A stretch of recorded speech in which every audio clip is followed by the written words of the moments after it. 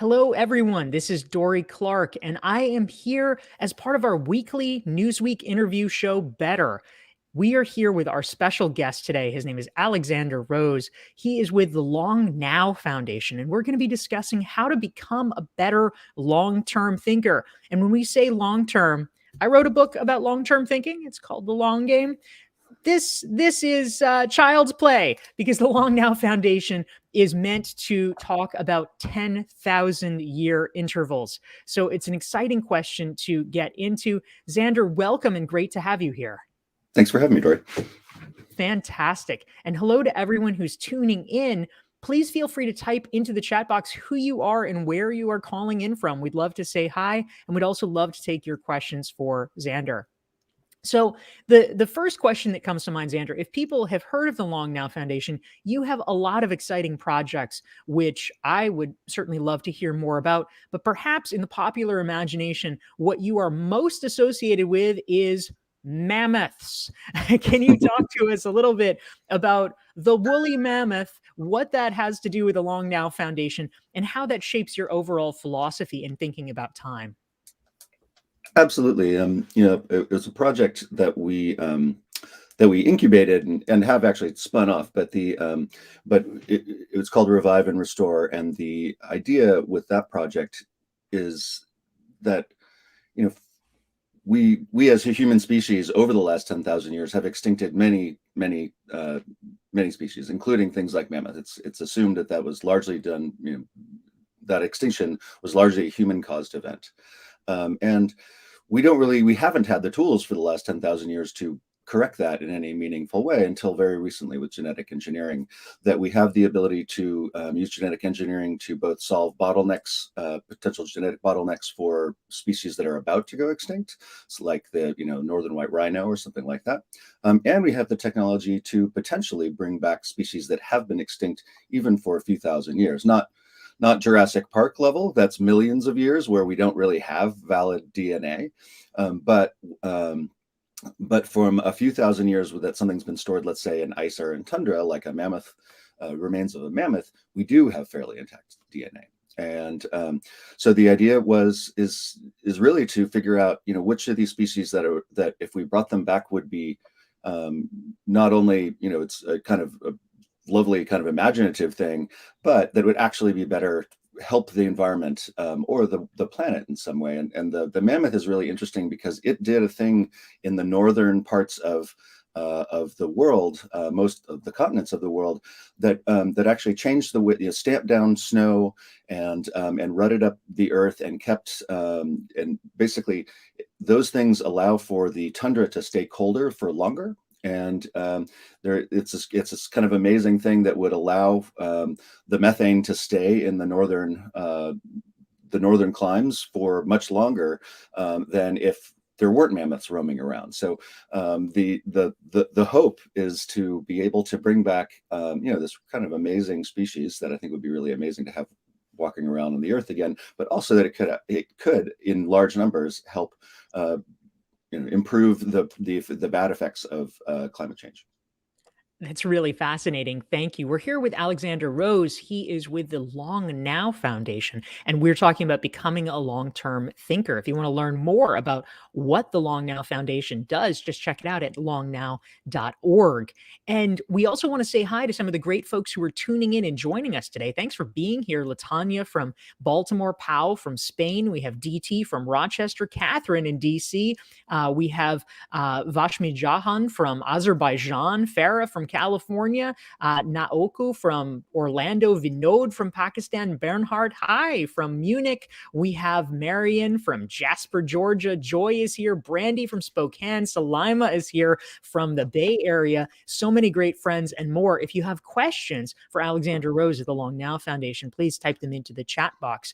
Now, Xander, another thing that I'm curious about, I obviously am a believer in the value of long-term thinking, but for anyone who is a skeptic or perhaps a skeptic of the idea, like 10,000 years, we're not going to be around. Why is this the time frame? Why do we need to bother to think in such huge increments? Give us the pitch here. Why is what the Long Now Foundation doing so important? Well, the goal is to choose a kind of a timeline that is kind of encompasses the modern human experience. And 10,000 years is roughly when agriculture began, the last ice age was retreating, and we started settling down in cities in large amounts, in large kind of numbers around the world. So that 10,000 years was chosen as something that's, kind of stretches the imagination, but is really our kind of modern civilizational moment. But it's not really just about looking forward 10,000 years. It's also a little bit about looking back 10,000 years and seeing ourselves. I think we often, especially with kind of apocalyptic storytelling, we kind of feel like, just like you said, are we going to be around in 10,000 years? And we feel like we're at the end potentially of a 10,000 year human story. But I think if you kind of reframe that a little bit and you go, well, actually, maybe we're in the middle of at least a 20,000 year story. How would we act differently if we thought that we were going to be around for the next 10,000 years? And, I think people do talk about a lot of things in apocalyptic terms, like climate change, which is a very serious thing. But I think, while it may change the carrying capacity of this planet or make for some very difficult living conditions, for sure, I think, humanity is probably going to be around even with some really bad effects of climate change. And there's very few things that are truly existential threats. So if we are going to be around for the next 10,000 years, why not, kind of act like it and potentially, do things for the planet or for society or, even locally that act in that way. Yeah, that's fascinating. Thank you, Xander. Again, we're with Alexander Rose. He is with the Long Now Foundation, and we're talking about how to become a long-term thinker. We want to say hi to some of the great international friends who are joining us today. We have Ambra from Milan. Katya is from Russia. We have Anna up in New Hampshire. We have a LinkedIn user from Havre de Grace, Maryland. We have Layla from Prague, Stuart from Texas, Zelda from South Africa, and Sri Lakshmi from India. We're so glad to have all of you here joining us, talking about how to become a better long-term thinker. Now, Xander, I'm curious, you have a new initiative that I know that you're especially interested in. This is something that makes, I think, a big difference for people in the business world. So I want to dive into this a little bit. It actually ties in with a question that Anna has for us. She's curious about what's the mindset of a long-term thinker and the culture of a long time scale organization. You are developing something as we speak called the Organizational Continuity Project. What is it, and why is this something that is relevant for us? Well, the idea of the organizational continuity project really stemmed out of trying to figure out how we at Long Now could become a long-term organization. And I started looking around and looking for the books on the longest-lived organizations in the world and the experts in the field, and realized there's almost none. And there was very little kind of original research in this area that wasn't maybe more esoteric and academic, but something more talking with the current leaders of the longest-lived companies and things like that. And so we began that initiative in the last few years, and we've just begun that research. But you start learning just some of these amazing things about the longest lived organizations in the world, some of which go back, obviously with things like the Catholic Church, almost 2,000 years. But when you get into companies that are largely in Japan, they go back, 1,400 years, 1,600 years.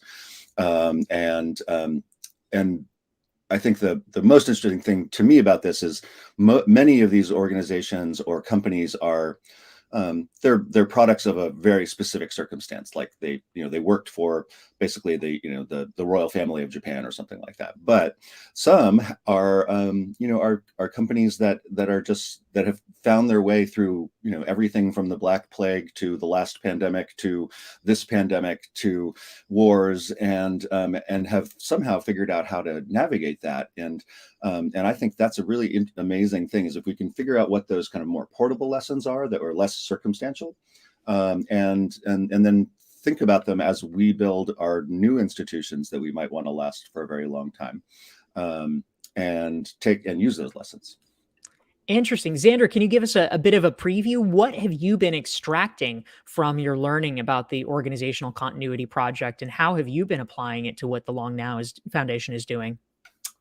Well, again, this is fairly early, so we're not yet into the application phase. But I think the one of the things that keeps coming up is this I keep finding that there seems to be people in these organizations that are in some way kind of the organizational storyteller. Sometimes they're in official capacities where, companies or something will have an actual historian. Sometimes there are these much more informal roles. I found a great term that's used in England, which is called keeper of the fabric, it's actually used for the person, this kind of administrative person who helps cathedrals last through time. And they're some of the longest lived buildings we have in the world. So this idea of this keeper of the fabric, this person that keeps the story going from generation to generation and tells the stories of the ways that the institution made it through difficult times and good times and in between, that help, hopefully don't, kind of overwhelm the institution with history so it can't change, but enough so that it doesn't make the same mistakes twice, or can at least learn from the mistakes that were made. Yeah, so interesting. And we want to say hi to some of the terrific friends who are tuning in to join us live. Zach is here from New York. Karen's here from Boston. Eduardo's saying hello. Andre's visiting us from the UK. And Luis is here from Brazil. Welcome all. We are here with Alexander Rose of the Long Now Foundation. If you want to learn more about the Long Now Foundation's work, just check them out at longnow.org. And if you want to make sure you never miss one of our weekly Newsweek interview shows, just follow me on LinkedIn. You can go to DorieClark.com/LI. You can follow me. You can subscribe to my LinkedIn newsletter, where every week we send reminders about our great upcoming guests who will be joining us. And we have, if you have questions for Xander, please type them into the chat box. We'd love to hear what's on your mind. I am actually personally curious, Xander, you have this job working for the Long Now Foundation. I am curious, can you tell us a little bit about what your background is and essentially how one becomes qualified? I say in air quotes because ultimately we all make ourselves qualified, but what has qualified you to dive in and immerse yourself in the world of long-term thinking? There's obviously not a clear roadmap for how one does that. So what was your path to the organization? Yes, well, there's not a degree right now in long-term thinking, which maybe that will change in the future. But my path was, I grew up in the waterfront of a town here in the Bay Area called Sausalito. That was kind of this old, funky, literally a junkyard, and I grew up building things my whole life, and then eventually went to industrial design school. And the project, as I was starting it 25 years ago, the very first project that we were working on at Long Now was to build a 10,000-year mechanical clock as a kind of icon to long-term thinking. And some of the founders of Long Now, people like Stuart Brand, who started the Whole Earth catalog, were based here in Sausalito, and I knew them from here. And he told me about this project and this idea of, as somebody who's built, who loves building things, the idea of building something to last purposefully and a machine to last purposefully for 10,000 years was just super intriguing to me. So I started working on that project. This is now back in 1997, so 25 years ago. And we've been working on that project ever since too, and I'm working on the monument scale version now. And so hopefully in a few years that will be done. But in the meantime, we've also, as you mentioned, some of these other projects that we're trying to figure out, ways of like a 10,000-year clock. Just hearing that term somehow changes something in your mind, and you start asking new kinds of questions. And even if you, let's say, are skeptical that a 10,000-year clock could be built, if you start telling me why that can't be built and that won't work, you now have engaged in long-term thinking, right? You're thinking thousands of years in the future, and what the failure modes might be, whether they're societal or mechanical. So that's really the kind of thing that we're trying to do is capture people's imagination in a way that gets them to have a kind of conversation about the future and the past and their place in it in a different way. That's so interesting. I love that. We have great friends tuning in. We have even more. We have Gabriel here from Mexico, Eduardo from Portugal, Shama from Texas, Nathaniel, who used to live in Sausalito and says hello, and Lynn from DC. We're glad that you are here. We're speaking with Alexander Rose of the Long Now Foundation about how to become a better long-term thinker. And Xander, I would love to get your perspective. A lot of the folks who are watching this, they are professionals in the business world in one capacity or another. They might work in an organization. They might be entrepreneurs.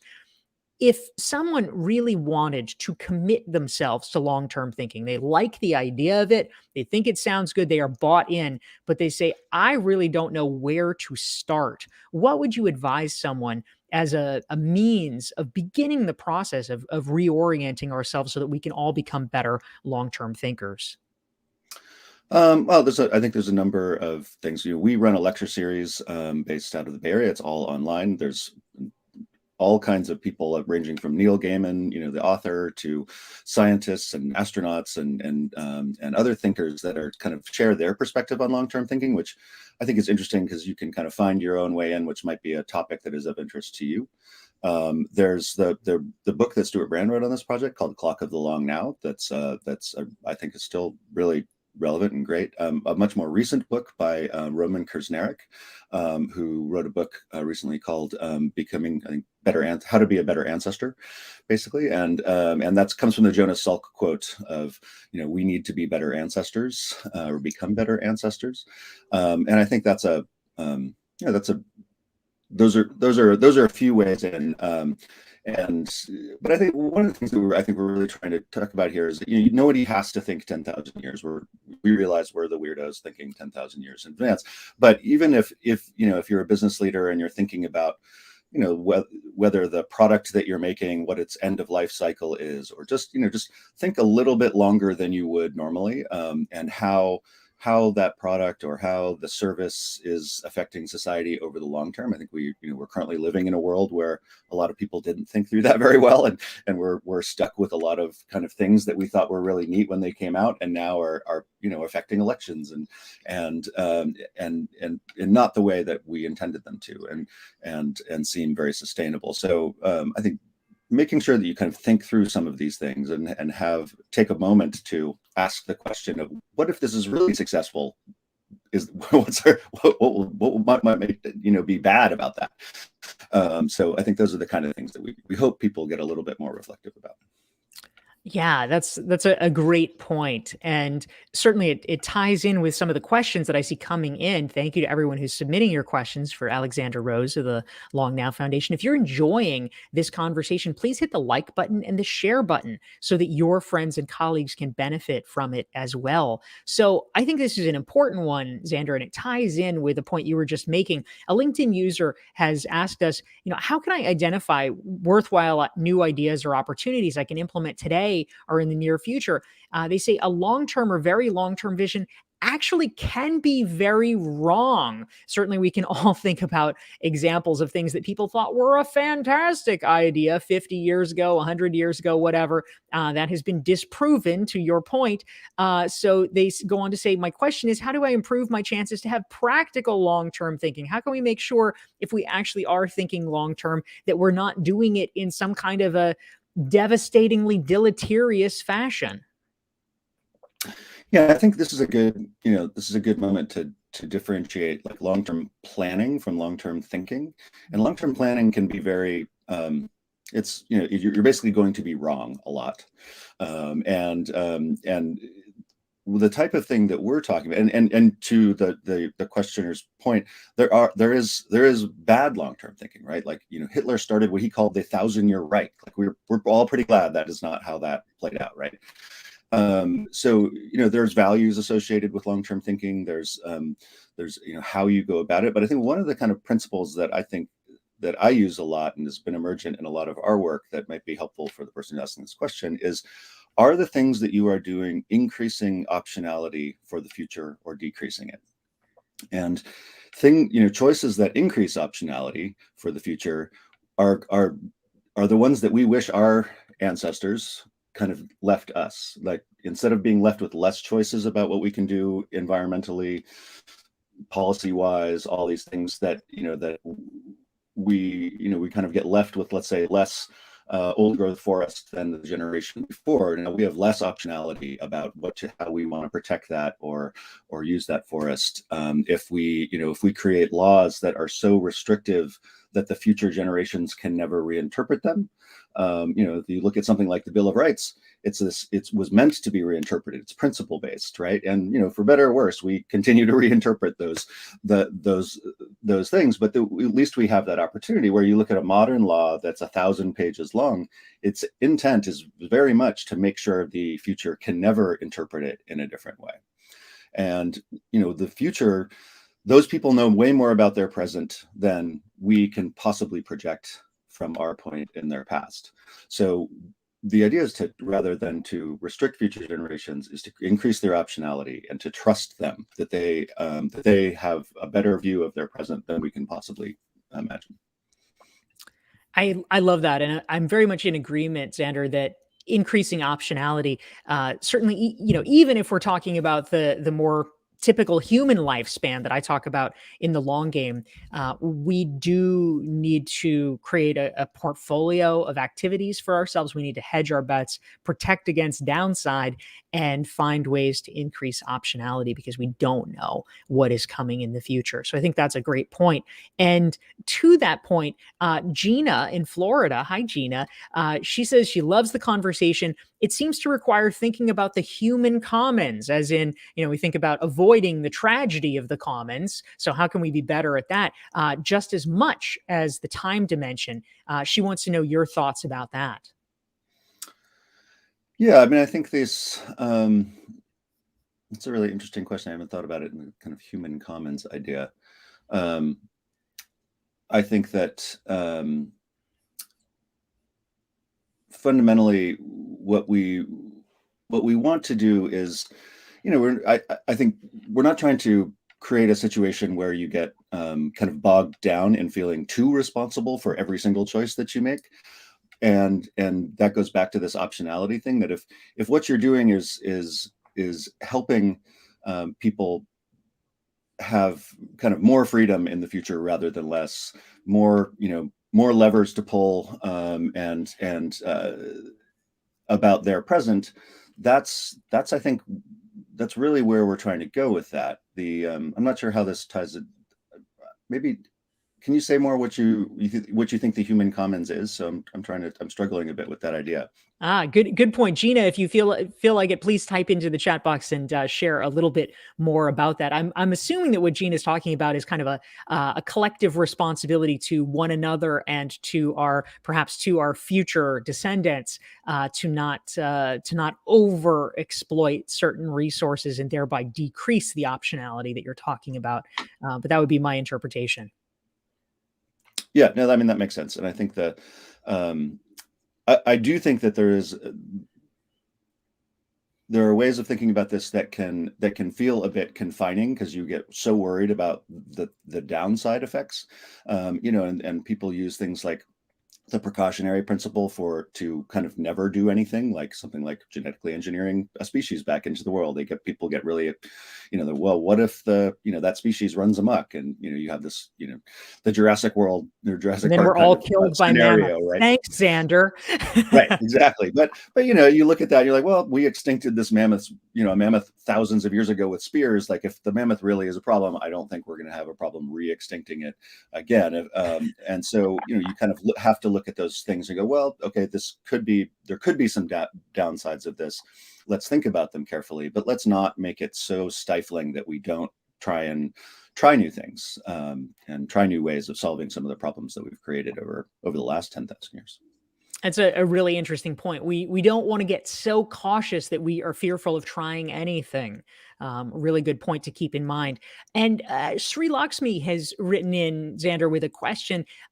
She's curious, how do character and mindset tie into the principle of long-term thinking? Do you feel like there's certain elements around how to cultivate the character or the way of thinking that can actually help us get better at this? That's really interesting. I mean, I think we've just been talking about some of the principles that we do get to around increasing optionality and things like that. I think if let's say you're a product designer and you're charged with making a new pen.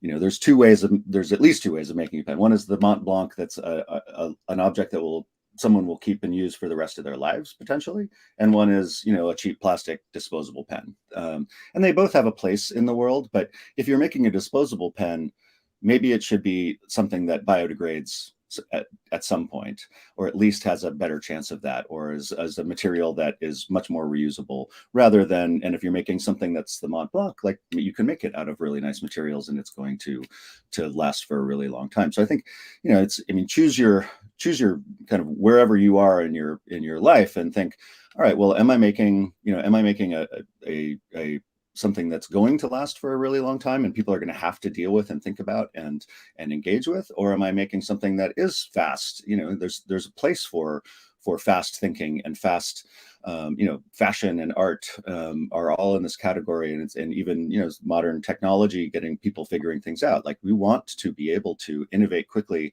but I think it's just worth thinking about carefully where we do that and how we do that, and at least having a few percent of the thoughts around an idea be about what its long-term ramifications might be. And then I think, to the questioner's point, thinking about that as a very iterative process. You are not going to get it right first, especially when you're talking about something over very long periods of time. So don't think about it as, how do I think about long-term, once at the very beginning of something, but how do you integrate that into your process, where every little bit you kind of go, okay, now what's going on? How does this affect this?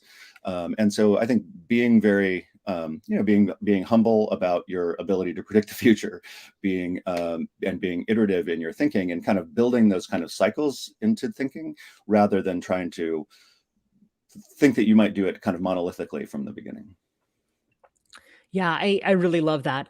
We need to take the pressure off sometimes. We often put too much on ourselves to get it right the first time, when it's almost impossible to do that without data and without experience. So, understanding that long term thinking is a process, and one that we're going to need to revisit, is definitely important. We are talking with Alexander Rose of the Long Now Foundation. Check them out at longnow.org. If you want to learn more about my book, The Long Game, which is admittedly much shorter term than 10,000 years, but nonetheless long when it comes to your career, you can learn more at dorieclark.com/the long game. You can download a free long game strategic thinking self-assessment. And we are beginning to come in for the close, Xander, but we have just a few more questions that have come in from our great viewers from around the world. And Anna is curious. She wants to know if you have a perspective about culture or age, and how that ties in with long-term thinking. Have you found cultural differences in terms of receptivity to long-term thinking, or what are you discovering in terms of people's likelihood to cotton on to these principles? Well, I mean, I think, on us going to the age question, obviously, when you were a baby, you were very in the now, you were very in the moment, and and the very young people, I think, have a harder time thinking very far in advance. And, and I think grandparents have a little bit different perspective as they see generations within their family, let's say. And sometimes that can be either, give them a lot of long-term insight, or it can be a bit, they kind of feel like they're at the end of their life, and they can't affect things.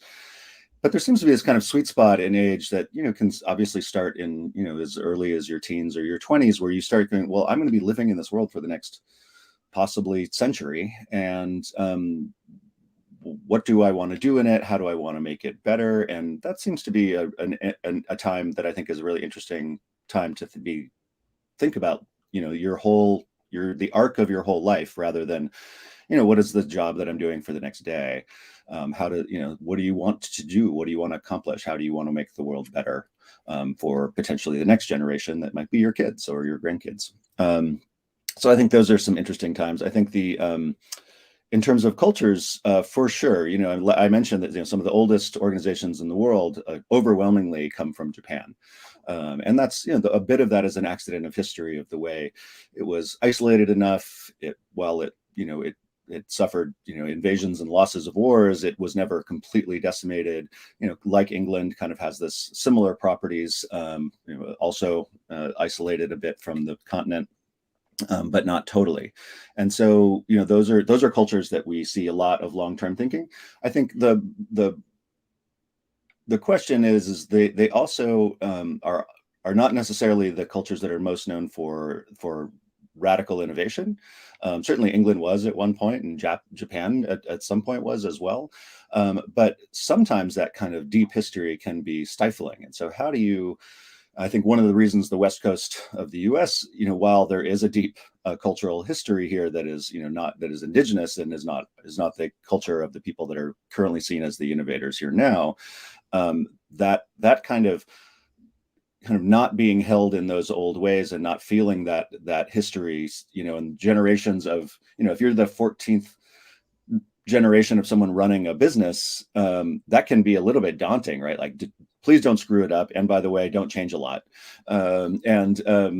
So, how do you, if the whole world was 14th generation businesses, that's kind of a difficult place for innovation to happen. So, you want places that have really deep history that we can learn from. We want places that feel very freed from past generations to do radical kind of innovation. And I think where you put yourself in that, and or how you cross those over a little bit so that they can learn from each other, I think is an interesting question. That's fantastic. We all, in our own businesses and our own lives, need to learn the right way for us to thread the needle between innovation and continuity.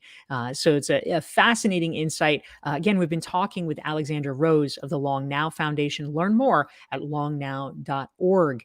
And we'll be back next Thursday and every Thursday with Newsweek's interview show Better. You can learn more, sign up for a free self-assessment and weekly updates at DorieClark.com. Xander, it's a pleasure to have you here. Thanks for having me. Really appreciate it. Thank you. Take care, everyone, and see you next week.